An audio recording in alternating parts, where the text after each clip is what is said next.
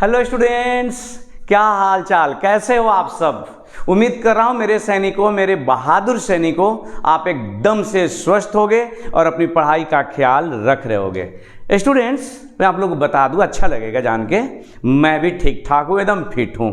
एक बार फिर से आपको टारगेट 2023 मतलब जो एग्जाम आपका अगले साल होना है 2023 में, उसकी तैयारी आज से हम लोग कर रहे हैं। आपको पता है कि बहुत सारे वीडियो का एक सीरीज चला रहे हैं हम लोग। इसी सीरीज में एक बार आपका फिर से स्वागत है। तो आइए, आपको पता ही होगा कल जो मैंने वीडियो बनाया था वो था केमिकल काइनेटिक्स पर बेस्ड। उसमें कुछ क्वेश्चन अभी अधूरे रह गए जो काफी इंपॉर्टेंट है। तो उसी इंपॉर्टेंट क्वेश्चन, जो क्वेश्चन बचे हुए थे, उसको पूरा करने के लिए हम ये वीडियो बनाने जा रहे हैं। ये वीडियो नंबर 2 होगा केमिकल काइनेटिक्स को लेकर के। आइए, क्वेश्चन लिखा हुआ है। पहला क्वेश्चन आपके बोर्ड पे आपको सामने दिखाई दे रहा है। निम्नलिखित ग्राफ, कुछ ग्राफ दिया होगा, 1 2 3 तीनों ग्राफ है। कौन सा ग्राफ प्रक्रिया के प्रथम कोटि को दिखाता है। दोस्त, इस सवाल को जानने समझने के लिए, जो कि रटना ना पड़े, आपको प्रथम कोटि की अभिक्रिया मतलब फर्स्ट ऑर्डर रिएक्शन जो है पता लगाना होगा कि फर्स्ट ऑर्डर रिएक्शन का फार्मूला क्या होता है। अगर दोस्त इसका आप फार्मूला पता लगा लिए तो बहुत आसानी से आप उसका आंसर खोज सकते हैं। लेकिन उसके बावजूद भी एक शर्त होगा। शर्त यह होगा कि आपको उसका ग्राफ खींचने आता हो। मैंने कल आपको वीडियो में बताया था, फिर से एक बार कह रहा हूं मेरे भाई, आपको ग्राफ खींचने आना चाहिए। और इस ग्राफ कैसे खींचते हैं इसके लिए मैंने एक पूरा वीडियो ही बनाया हुआ है, आप उसे सर्च करेंगे और पढ़ेंगे। तो प्रथम कोटि की अभिक्रिया के लिए जो टी होता है, टी वो है 2.303/K। हम अक्सर लिखे थे log R0/A, लेकिन मैं देख रहा हूं कि R0 न लिख करके ये इस फॉर्म में लिखा हुआ है A, तो हम लोग उसी फॉर्म में लिख देंगे, उससे कोई फर्क नहीं पड़ता है। A/A-X हो गया, ये आपका हो गया। अब देखिए, हमें इसका ग्राफ खींचना है, तो ध्यान देना है कि ग्राफ T और log A/X के या log A के रूप में है। तो सबसे पहले इसमें मैं मल्टीप्लाई कर दे रहा हूं, KT हो गया। अब देखिए हमने क्या किया, ध्यान से इधर देखिए, मल्टीप्लाई कर दिए। बोलिए क्या लिखें, KT इक्वल टू 2.303 कुछ नहीं, इधर हो गया अब log A/A-X। अब ऐसा करते हैं दोस्त कि इसमें जाकर हम इसको डिवाइड कर देते हैं। तो जब इसको डिवाइड कर देंगे तो ये हो जाएगा KT K/2.303 इंटू T बराबर log A/A-X। हम अपनी सुविधा के लिए और आपको समझाने के लिए पहले इसको लिखना चाहते हैं। मतलब ये लिख दिया हमने log A/A-X इक्वल टू क्या हो गया, तो K/2.303, यहां 2.303 है, इंटू T। तो आप देखिए, ये हो गया आपका Y, ये हो गया M और ये हो गया X। C कुछ नहीं, हमने दे दिया 0। तो जैसे ही C 0 हुआ, ग्राफ कहां से जाएगा, मूल बिंदु से जाएगा। पहली बात, Y पर, X पर क्या है, तो T है। देखिए X पर T है 2 गो में, और Y के जगह पर क्या है, तो ये है log A/A-X। तो इस तरह से देख रहा हूं कि सवाल का जवाब ये होगा आपका दूसरा। ये तो ग्राफ हो गया, लेकिन इसमें ऐसा कोई नहीं दिया गया जिसमें केवल दूसरा है, तो शायद और होने की संभावना है। तो आइए उस संभावनाओं की भी तलाश करते हैं। 3 में से एक ग्राफ अर्ध जीवन काल पर दे दिया गया है, तो अर्ध जीवन काल का भी ग्राफ हमें खींचना होगा, देखना होगा। तो उसके लिए मैं आपको यहां दिखा रहा हूं, देखिए यहां पर ध्यान से। प्रथम कोटि का जीवन काल का क्या वैल्यू होता है, T बराबर 0.693/K, ये है। अब इसको कोई व्यक्ति चाहे तो जरा देखिए, तो लिख सकता है टी हाफ बराबर 0 प्लस 0.693 बाई के। क्यों, क्या दिक्कत है? अब इस 0 को लिख सकता है, चूंकि ये सांद्रता के पद में है, तो 0 इंटू कॉन्सेंट्रेशन, सी क्या लिखा है, कॉन्सेंट्रेशन, अब प्लस 0.693 बाई के। अब जरा देखो तो भाई, ये टी हाफ बराबर है ना, टी हाफ बराबर, तो ये हो गया आपका y, देखिए y पर टी हाफ है, ये हो गया m tan थीटा, जो कि स्लोप बता रहा है 0, तो यहां पर स्लोप 0 भी है भी, और ये बता रहा है आपका x। तो जैसे x पर आ रहे हैं तो tan थीटा हो गया 0, तो यहां पर tan 0 है ना, तो इसका मतलब कि ग्राफ जो 2 3 है यह भी सही है। तो आप उसमें देखिए कि कौन ऐसा ग्राफ है जिसमें 2 और 3 दोनों दिया गया है। तो इसका सही जवाब है सी। देखो भाई, फिर से एक बार कहेंगे, इस क्वेश्चन को अच्छी तरह से इस रटा नहीं जा सकता है, अच्छी तरह से समझने के लिए आपको ग्राफ खींचने का कंसेप्ट आना चाहिए। मैं आपको रेकमेंड करूंगा कि जो ग्राफ नाम का जो वीडियो मैंने बनाया है उसे देखिए, समझिए, तब ये जाके ग्राफ आप खींच पाएंगे। इसमें और भी बहुत सारा ग्राफ पर क्वेश्चन है। तो अब ये हो गया। अब आते हैं नेक्स्ट सवाल पर। लिखा है यदि प्रक्रिया A टेंड्स टू B है, इसमें दिया हुआ -dA/dt बराबर 2AB, तो प्रक्रिया का वेग नियम क्या है? आइए जरा वेग नियम लिखने से पहले समझें कि उसको सॉल्व कैसे करेंगे। तो इधर देखिए,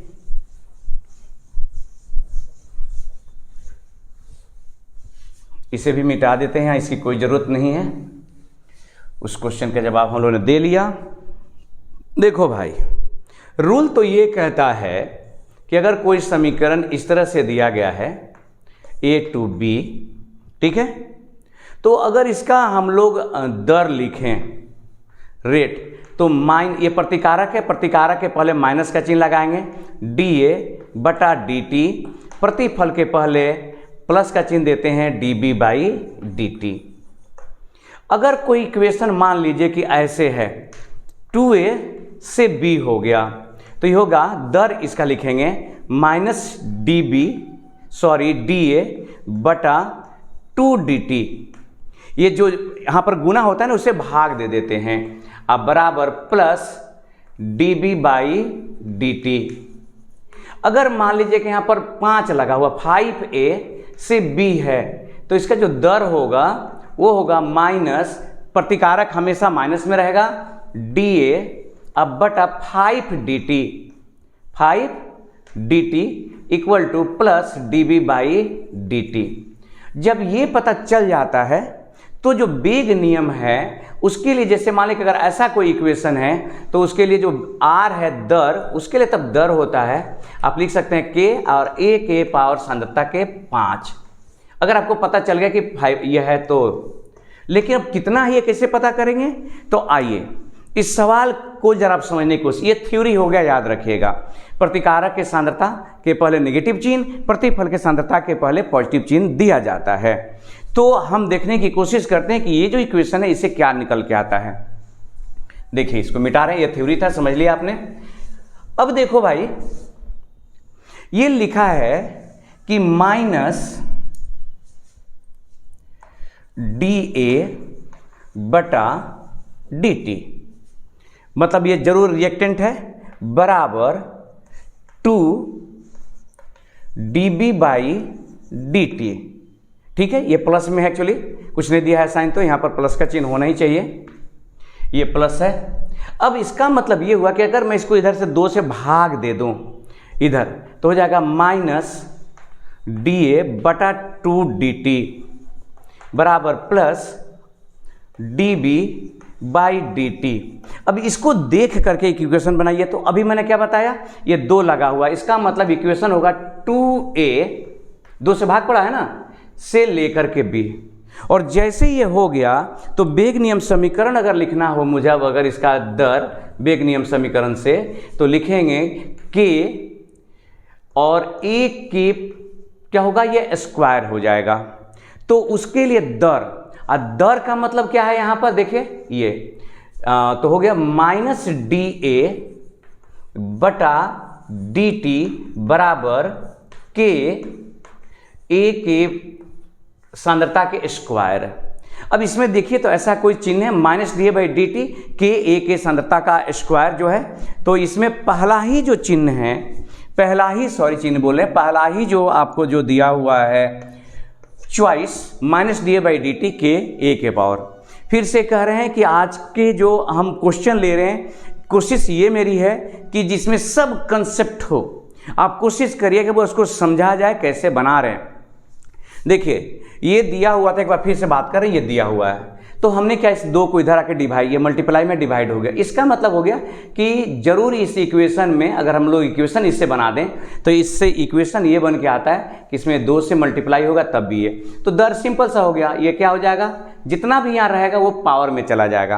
और दर का माइनस प्रतिकारक का दर है तो माइनस का चिन्ह के साथ डी बाई डी टी लगा दिए, और इस तरह से क्वेश्चन 2 का आंसर हो गया पहला। अब आते हैं क्वेश्चन नंबर 3 पे बात करते हैं। एक रासायनिक अभिक्रिया है, H2 गैस में ध्यान रखिएगा, I2 ये भी गैस है, उभयगामी का चिन्ह है, 2HI बना वो भी गैस है। तो Kp का मान निकालना है। एक साम्य अवस्था में Kp का मान किस पर निर्भर करेगा, तो इस क्वेश्चन में कुछ जो दिया गया फैक्ट है उसको जरा समझने की कोशिश करते हैं, क्या सोचेंगे। देखिएगा जरा इधर, ये H2 प्लस I2 गैस है, ये गैस है ना, G है, ये भी G है, 2HI ये भी G है। तो ये दाब जो है ना, दाब उस पर तो डिपेंड करेगा, दाब पर। लेकिन यहाँ है कि इधर कितना अणु है, 2 अणु, और ये दोनों को जोड़ दें कितना अणु, 2 अणु। तो 2 में से इसको घटा लेते हैं ना Kp निकालने के लिए, तो 2 माइनस 2 0 हो गया। देखिए इधर कितना अणु है, 2 अणु, अब देख रहे हैं ना 2 अणु, और इधर 1 और 1 कितना हो गया, 2। मतलब ये दाब पर अब निर्भर नहीं करेगा। ये कंप्लीट हुआ।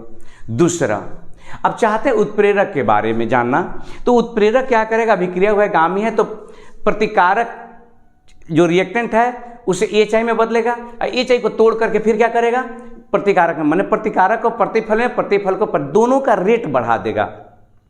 तो ओवरऑल देखा जाए तो यहां पर उत्प्रेरक का कोई काम नहीं रह गया, क्योंकि प्रतिकारक प्रतिफल दोनों की तरफ से ये क्या करेगा, क्योंकि साम्य अवस्था में आ गया ना, ये साम्य अवस्था में आ चुका है, तो यहाँ उत्प्रेरक का कोई रोल खत्म हो गया।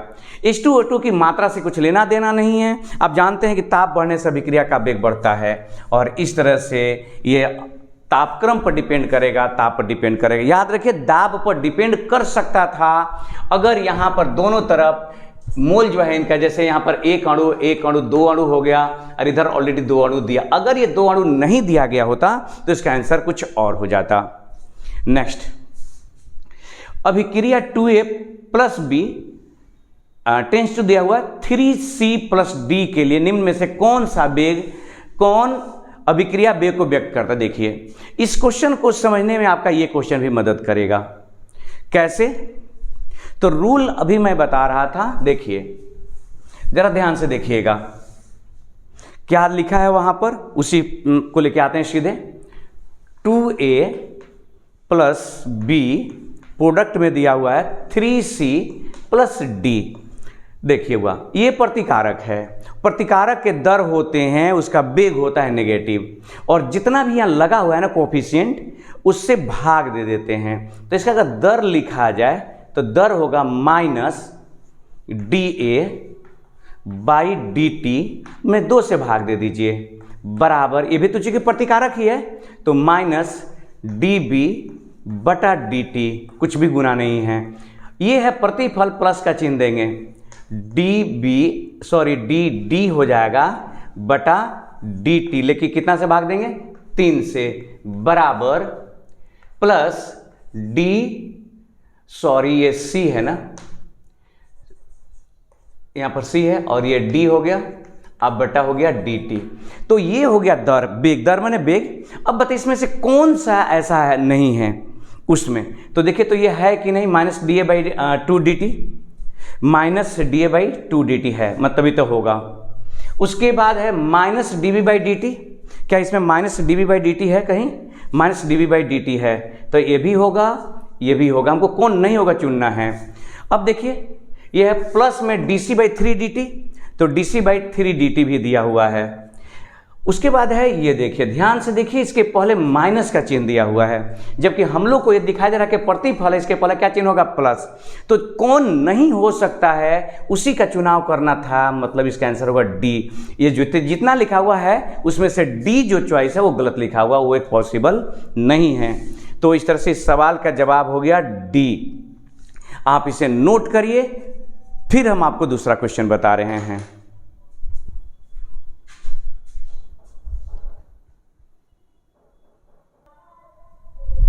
आइए स्टूडेंट्स, फिर से एक बार आप लोगों का स्वागत है। क्वेश्चन है, किसी अभिक्रिया ए से प्रोडक्ट, कोई एक रिएक्शन है ए, उधर प्रोडक्ट दिया हुआ प्रतिफल के लिए, टी हाफ का वैल्यू दिया गया है, ये टी हाफ, और इससे पता लगाना है कि अभिक्रिया की कोटि क्या है। स्टूडेंट्स, इस तरह के बहुत सारे सवाल को सॉल्व करने के लिए मैं आपको एक मास्टर फार्मूला बताने जा रहा हूं, याद रखिएगा। टी हाफ इक्वल टू, अगर मैं प्रोपोर्शनलिटी का चिन्ह दे दूं या इक्वल टू दे देते हैं तो के बटा, ये है रिएक्टेंट शुरू की सांद्रता, और ये हो जाता है n-1 के। याद रखिएगा, चाहे कोई भी, जहां n क्या है, अभिक्रिया की कोटि है, प्रथम, शून्य, द्वितीय, तृतीय, चौथा, पांचवा, जिस कोटि का अभिक्रिया का आपको टी हाफ के बारे में पता लगाना है कि वो किस तरह से डिपेंड करता है, उसके समानुपाती होता है कि व्युत्क्रमानुपाती होता है कि वर्ग के समानुपाती होता है, तो ये वाला फार्मूला लगा दीजिए। अब इस फार्मूला से क्या लेना देना, तो आइए जरा, ये मान लीजिए हमारे पास एक फार्मूला, फर्स्ट इक्वेशन हो गया, और यहाँ पर जो दिया हुआ टी हाफ इक्वल टू क्या है, 1 है। एक्चुअली यहाँ पर एक नियतांक छूट गया है, ये के है, के, और ए के पावर n-1 है। सॉरी, ये तो दिया हुआ है ना हमको, कितना, 3 है। तो आप तुलना करिए दोनों इक्वेशन में, तो देखिए टी हाफ के बराबर है, ये फार्मूला नोट करेंगे, हर जगह आपके काम आएगा। टी हाफ के बराबर हो गया। अब ये इसको बराबर करेंगे तो देखिए के के बराबर है, इसका मतलब हो गया किसके, तो 1 बटा ए के पावर n-1 इक्वल टू ए के पावर क्या है भाई, तो 3 है। तो अब बताओ हुआ, ये पावर जो है बराबर हो जाएगा कि नहीं, इसलिए n-1 इक्वल टू 3 हो जाएगा, तो n इक्वल टू कितना हो जाएगा, 4। आप समझे हमने क्या किया, ये फार्मूला दिमाग में सेट कर लीजिए, ये भूलना नहीं है। किसी भी कोटि, जहां टी हाफ निकालना चाहते हैं, के हटा करके प्रोपोर्शनलिटी का भी चिन्ह दे सकते हैं। कोई भी अभी, जहां n क्या है, अभिक्रिया की कोटि है, n बराबर अभिक्रिया की कोटि। सोचो जरा, अगर हमसे कहा जाए कि द्वितीय कोटि की अभिक्रिया या तृतीय कोटि की अभिक्रिया और टी हाफ के बीच में क्या रिलेशन है, तो हम टी हाफ और ये यहाँ पर रख देते, 1 बटा तीसरी कोटि है तो 3 कर दें तो क्या हो जाएगा, a के पावर, मतलब कि a के वर्ग के व्युत्क्रमानुपाती होगा। किस कोटि के लिए, तीसरे कोटि के लिए। तो ये फार्मूला बहुत काम का है स्टूडेंट्स, याद रखिएगा। और इस तरह से इस फार्मूला से n का वैल्यू आ गया 4, किधर हो मेरे भाई, 4, यहाँ है 4 देना है एक्चुअली। अब आइए, एक अभिक्रिया ए से बी है, द्वितीय कोटि के, ये कह दिया कि अभिक्रिया द्वितीय कोटि है, ए की सांद्रता 2 गुने कर दिया जाए तो बी का निर्माण माने प्रतिफल किस रफ्तार से बढ़ेगा। तो देखो मेरे भाई, मिटा रहा हूं, एक रिएक्शन है ए से बी और वो द्वितीय कोटि की अभिक्रिया है। क्या मतलब हुआ, तो मतलब ये हुआ कि अगर ए से बी एक द्वितीय कोटि की अभिक्रिया है तो अभिक्रिया का दर या वेग बराबर होगा के ए के पावर 2, क्योंकि द्वितीय कोटि क्या है, प्रथम कोटि का रहता तो 1 लिखते, कुछ नहीं लिखते, शून्य कोटि का रहता था 0 लिखते, तीसरी कोटि का रहता तो 3 लिख देते। अब फिलहाल कितना है, द्वितीय कोटि का। तो अब ये बताइए कि द्वितीय कोटि की अभिक्रिया में कहा गया है कि जो प्रतिकारक है ए की सांद्रता 2 गुनी कर दो। तो भाई मेरे, अगर के ए के जगह पर 2a कर दोगे, ऊपर पावर है तो कितना हो जाएगा, ये 4k a हो जाएगा ना। तो रेट जो अगर इसको दर डैश कह दें हम लोग तो पहले से कितना बढ़ गया 4 गुना। इसका मतलब कि अगर कोई द्वितीय कोटि की अभिक्रिया है और उसका जो प्रतिकारक की सांद्रता अगर 2 गुनी कर दी जाए तो अभिक्रिया का वेग 4 गुना बढ़ेगा। प्रतिकारक की सांद्रता 3 गुनी कर दिया जाए तो अभिक्रिया का वेग 9 गुना बढ़ेगा। आप करके देख लीजिए, यहां पर रख दीजिए, मान लीजिए कि दर डैश बराबर के और यहाँ पर 3 ये रखिए ना, स्क्वायर है ना भाई, तो ये 3 3 का 9 बन के बाहर निकलेगा ना। तो इसका मतलब हुआ कि ये 3 गुनी करने पर अभिक्रिया का वेग कितना गुना बढ़ेगा 9 गुना। इससे बहुत तरह के सवाल आएंगे। अब देखिए, एक तो ये क्वेश्चन ये हो गया। अब यहाँ पर रहेगा कि किसी अभिक्रिया का वेग 4 गुना हो जाता है। सोचो जरा, यही दिया रहता, यहाँ पहले तो 4 गुना पर टिक लगा लो भाई, कहाँ गया। कल्पना करिए कि आपको दिया गया कि एक रिएक्शन है और ये नहीं पता कि अभिक्रिया कितनी कोटि की है, और कहा जाए कि अगर ए की सांद्रता मान लीजिए कि 2 गुनी करने पर वो 4 गुना हो जाता है, तो याद रखता है आपको दर बराबर के, हमको ये नहीं पता है कि ये कितना कोटि का है। तो जैसे इसको आप कहा जा रहा है कि 4 गुना हो जा रहा है 2 करने पर, तो जरूर इसका वैल्यू 2 होगा। मतलब अगर आपको ये दिया जाए कि कितना कि 2 गुना करने पर 3 गुना करने पर कितना बढ़ता है, तो कोटि पता लगाया जा सकता है। अगर अभिक्रिया की कोटि है तो ये पता लगाया जा सकता है कि अभिक्रिया का दर कै गुना बढ़ेगा। मेरे कहने का ये मतलब। अब आइए नेक्स्ट सवाल, लिखा है एक शून्य कोटि का अभिक्रिया। अच्छा, इसको क्लियर करने के लिए मैंने ये क्वेश्चन दिया हुआ आपको, एग्जाम का आया हुआ क्वेश्चन है, मैंने सोचा चलो दे देते हैं शून्य कोटि की अभिक्रिया के लिए। अब होता ये है स्टूडेंट्स कि एग्जाम में जो हम लोग पढ़ते हैं उससे, जैसे हमने आपको पढ़ाया कि शून्य कोटि की अभिक्रिया है, अभी जैसे मैंने कहा आपको कि टी हाफ ये समानुपाती होता है 1/a के पावर n-1 के। अब यहाँ पर दे दिया स्मॉल ए, इसका मतलब कि जो ए का जो सांद्रता है ना, कॉन्सेंट्रेशन, ये स्मॉल ए से डिनोट किया गया है। तो मान लेते हैं मेरे भाई कि अगर ये शून्य कोटि का अभिक्रिया होता और इसको स्मॉल ए हम लोग मान लें, तो शून्य कोटि का मतलब एन का वैल्यू कितना रखना है मुझे 0। तो जरा भर के देखिए, टी हाफ इक्वल समानुपाती 1/, ये हो गया a के पावर 0, मतलब हो गया 0 - 1 -1। तो ये कितना हो जाएगा बताइए, ऊपर जाएगा तो टी हाफ इक्वल टू हो जाएगा a के a हो जाएगा, पावर ऊपर जाएगा ना -1 से। तो यहाँ कौन सा है देखिए, आप समझ रहे हैं, शून्य कोटि का मतलब n के जगह पे आप 0 रख दिए, तो ये -1 आया, पावर गया ऊपर, -1 कितना हो गया। इस तरह से सिंपल सा है। आप देख रहे होंगे कि अगर छोटी छोटी बातें अगर आपको याद है तो इस चैप्टर से सवाल बनाना कोई बहुत कठिन नहीं है। और एक बहुत मज़ेदार सवाल है कि अर्हेनियस का इक्वेशन जो है उसमें अंतःखंड को अंग्रेजी में इंटरसेप्ट कहते हैं, वो क्या है। इस सवाल का जवाब देने के लिए एक बार फिर से आपको ग्राफ का कंसेप्ट होना चाहिए। अगर ग्राफ नहीं खींचने आता तो भाई साहब नहीं बनेगा। फिलहाल आंसर बना के दिखा देते हैं, बाकी आप पर डिपेंड करता है कि आप क्या करना चाहते हैं। हाँ, एक और बात, अर्हेनियस का समीकरण तो आपको पता होना चाहिए ना, k = a e के पावर, कल ही तो मैंने बताया था ये भाई RT, ये होता है अर्हेनियस इक्वेशन। कितना नंबर क्वेश्चन है भाई, ये 8 नंबर क्वेश्चन है। तो मुझे इसका ग्राफ खींचना, आप देख रहे हैं कि ln के रूप में और log के रूप में दोनों हैं। तो ऐसा करते हैं, पहले ln लेके देखते हैं क्या होता है।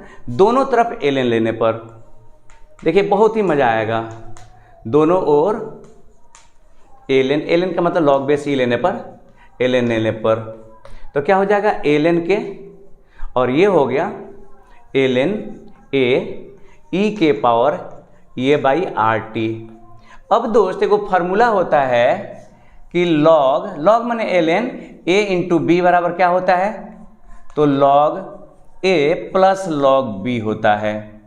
तो अब जरा ध्यान से देखिए, यहाँ पर तो कुछ वैसे ही फार्मूला आ गया, log a × b, तो ये हो गया ln k = log a के जगह पर क्या हो गया ln a, अब b के जगह पर क्या हो गया ln -ea के पावर RT।